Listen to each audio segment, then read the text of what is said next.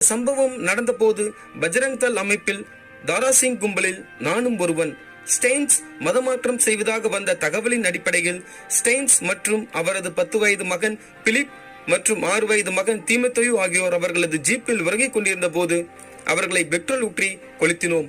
எரியும் ஜீப்பில் இருந்து மனித வாடையுடன் சிவப்பான தீப்பிழம்புகள் வானத்தை நோக்கி எழுந்தபோது அதை கண்டு நான் பயந்து ஓடிவிட்டேன். பின்னர் சில நாட்களுக்கு பிறகு கைது செய்யப்பட்டேன். சிறுவன் என்றாலும் செய்த கொடூரம் காரணமாக எனக்கு 14 ஆண்டுகள் சிறை தண்டனை விதிக்கப்பட்டது. நன்னடத்தை காரணமாக 2008ஆம் ஆண்டு விடுதலை செய்யப்பட்டேன். விடுதலைக்கு பின்னர் எனக்கு நிம்மதி இல்லை. தினக்கூலியான எனது தந்தையை மரணத்திற்கு தாரை வாத்தேன். விறகு பொறுக்கி எளிய ஜீவனம் நடத்தி கொண்டிருந்த எனது தாயையும் இழந்தேன். எனது 2 சகோதரிகளையும் சாவிற்கு பலி கொடுத்தேன்.